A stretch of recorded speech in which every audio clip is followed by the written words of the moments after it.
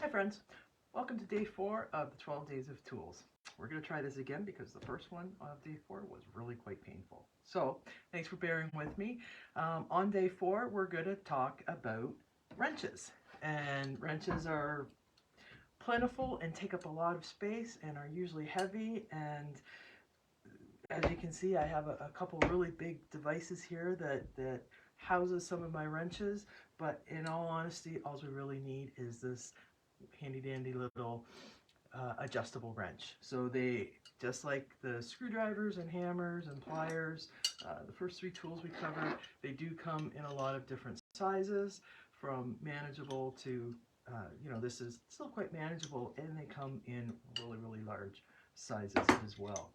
Um, what we hear of a lot in different stories and whatnot is a monkey wrench, and this is a monkey wrench. It's also known as a pipe wrench, and it adjusts, the top adjusts up and down by screwing a little wheel that has some teeth mechanism, and it moves it up and down. So that is your monkey wrench, and it's used a lot in plumbing, I guess, and I'm not sure where else. I use it primarily just in plumbing, to remove big caps off of septic tiles, actually.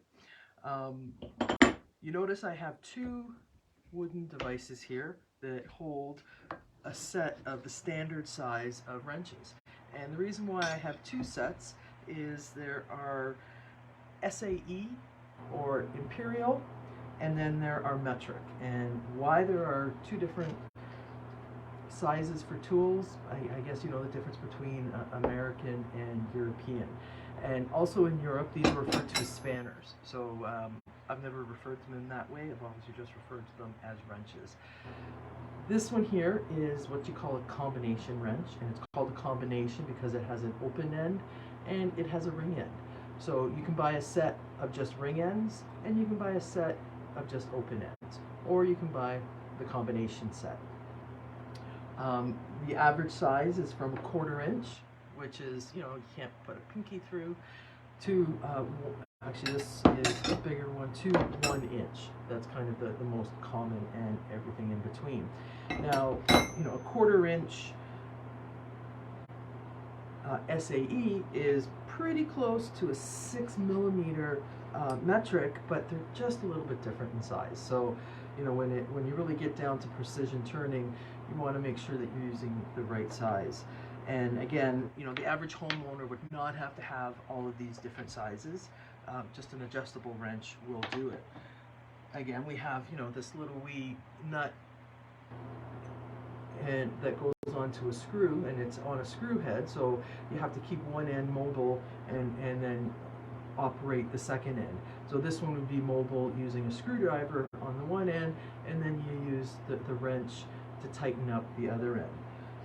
This particular one has a hex head and a hex nut, so we'd have to use a wrench to hold one end and then a wrench to maneuver the second end.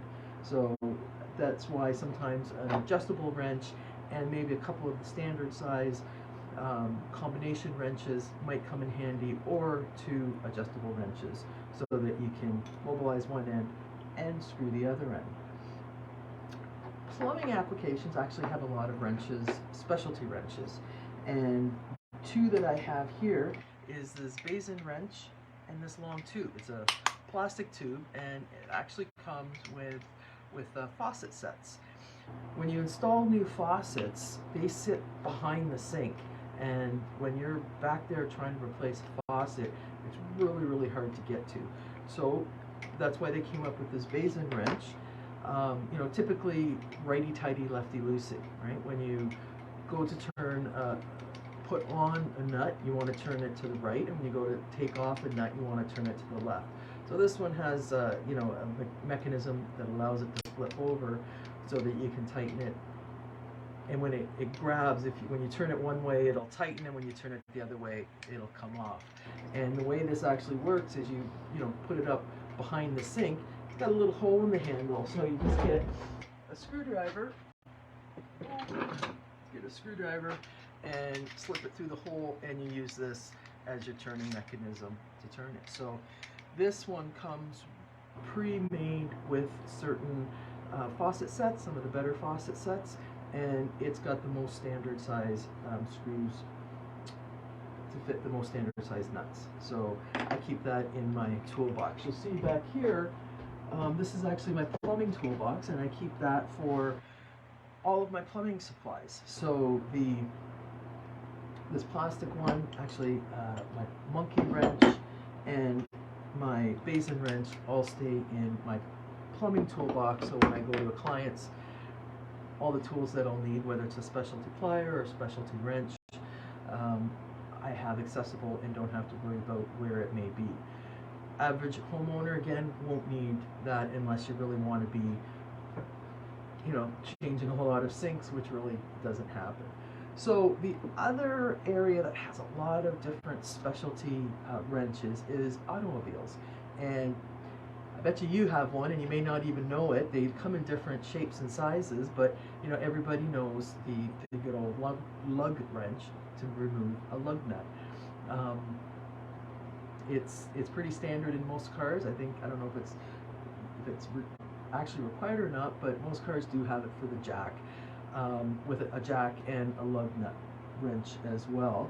And there is a second wrench that goes with this, and it's called a torque wrench. I don't have one, but basically it's a precision. So when you tighten this, you can go as tight as you want, and you don't know how tight you're actually making it. There's a torque wrench will allow you to put so many pounds of pressure on it, and then it'll let you know. And that's really important when you're changing from snow tires, from seasonal tires, from all seasons to snow, that it gets tightened up to just the right amount of tension so that it stays on properly. And again, I don't have one. That's something that I let the people who really need to know to use it. I go to the shop to get mine tightened up. The other wrench that is kind of mechanical is just for cars, is the oil can wrench. Why they call it a wrench, I'm not sure, because it's more like pliers, because it does open and close, but that's a really special tool for if you want to change the oil. And it's not hard to change the oil. Maybe we'll do a video on that later on, but that's basically it. I want to show you this neat, I actually just got this. It's for my wrenches that I keep in my truck, because there are reasons when I would need to use a specific size wrench versus an adjustable wrench. So, and to keep these are awkward, and they're big, so I got this really neat little cloth carrying case to house the most common size wrenches that I need. And I did have to get two, one for the metric sizes and one for the SAE size, or kind of your standard size. And that's pretty much it for wrenches. So you, as a common homeowner, or like as a homeowner that would need the most common tool, would just be this adjustable wrench. Just make sure that it's not the least expensive one that you can get, because it is adjustable. There's a moving part, and it's just a simple threaded device that makes the jaw open and close. And you want to make sure that it's of a decent quality, because some of the lesser quality ones, it won't move as smooth, and it may actually jump back. So once it's locked in, it'll disengage and become bigger than you want it to be. So making it a little bit harder, and maybe stripping your nut, which is not the stuff that we want to do. So that's it for the wrenches and for day 4 of the 12 days of tools. Tomorrow we're going to be talking about something that really accompanies wrenches but is a little bit different. And again, it's something that I feel every homeowner may need to have on hand. Thank you for spending a few minutes with me, and I appreciate any feedback. Either leave it in the comments or feel free to direct message me.